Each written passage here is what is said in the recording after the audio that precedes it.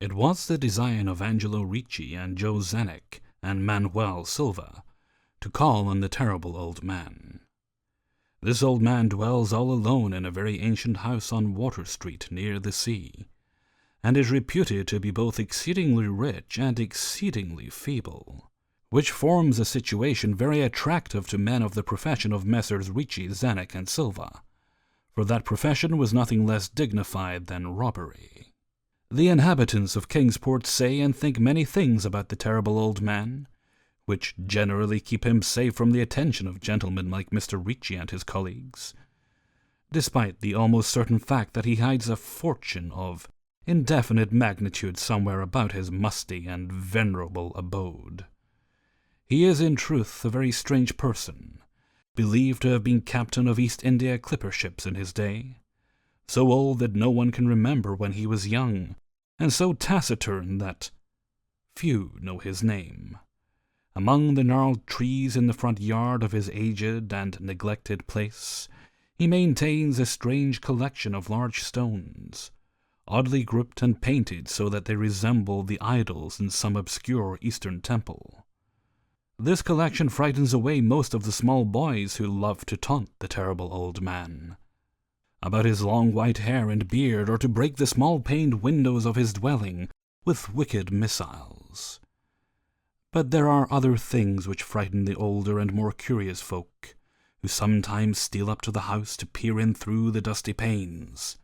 These folks say that on the table in a bare room on the ground floor are many peculiar bottles, in each a small piece of lead suspended pendulum-wise from a string.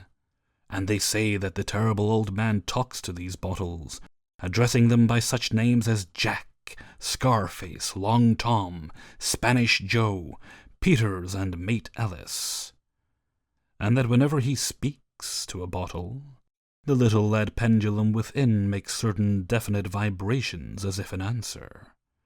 Those who have watched the tall, lean, terrible old man in these peculiar conversations do not watch him again. But Angelo Ricci and Joe Zanuck and Manuel Silva were not of Kingsport blood. They were of that new heterogeneous alien stock which lies outside the charmed circle of New England life and traditions, and they saw in the terrible old man merely a tottering, almost helpless greybeard, who could not walk without the aid of his knotted cane, and whose thin, weak hands shook pitifully. They were really quite sorry in their way for the lonely, unpopular old fellow, whom everybody shunned, and at whom all the dogs barked singularly. But business is business, and to a robber whose soul is in his profession, there is a lure and a challenge about a very old and very feeble man, who has no account at the bank, and who pays for his few necessities at the village store with Spanish gold and silver minted 2 centuries ago. Messrs. Ricci, Zanuck, and Silva selected the night of April 11th for their call. Mr. Ricci and Mr. Silva were to interview the poor old gentleman, whilst Mr. Zanuck waited for them and their presumable metallic burden with a covered motor car in Ship Street, by the gate in the tall rear wall of their host's grounds. Desire to avoid needless explanations in case of unexpected police intrusions prompted these plans for a quiet and unostentatious departure. As prearranged, the 3 adventurers started out separately in order to prevent any evil-minded suspicions afterward.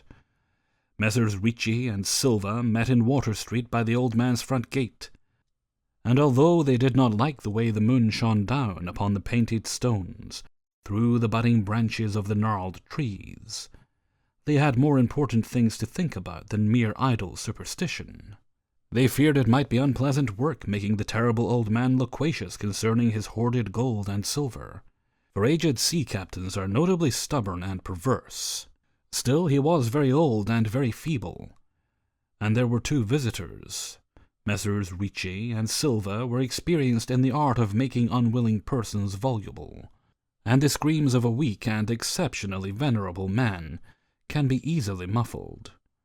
So they moved up to the one lighted window and heard the terrible old man talking childishly to his bottles with pendulums. Then they donned masks and knocked politely at the weather-stained oaken door. Waiting seemed very long to Mr. Zanuck, as he fidgeted restlessly in the covered motor car by the terrible old man's back gate in Ship Street.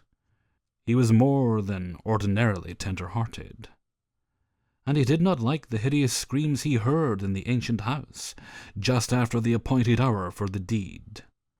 Had he not told his colleagues to be as gentle as possible with the pathetic old sea captain?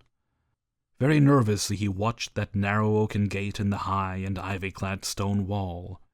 Frequently he consulted his watch and wondered at the delay. Had the old man died before revealing where his treasure was hidden?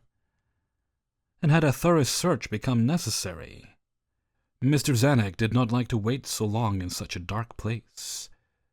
Then he sensed a soft tread or tapping on the walk inside the gate, heard a gentle fumbling at the rusty latch, and saw the narrow, heavy door swing inward. And in the pallid glow of the single dim street lamp, he strained his eyes to see what his colleagues had brought out of that sinister house, which loomed so close behind. But when he looked, he did not see what he had expected. For his colleagues were not there at all, but only the terrible old man, leaning quietly on his knotted cane and smiling hideously. Mr. Zanuck had never before noticed the color of that man's eyes. Now he saw that they were yellow. Little things make considerable excitement in small towns, which is the reason that Kingsport people talked all that spring and summer about the 3 unidentifiable bodies, horribly slashed as with many cutlasses, and horribly mangled as by the tread of many cruel boot heels, which the tide washed in. And some people even spoke of things as trivial as a deserted motor car found in Ship Street, or certain especially inhuman cries, probably of a stray animal or migratory bird, heard in the night by wakeful citizens. But in this idle village gossip, the terrible old man took no interest at all. He was by nature reserved, and when one is aged and feeble, one's reserve is doubly strong. Besides, so ancient a sea captain must have witnessed scores of things much more stirring in the far-off days of his unremembered youth.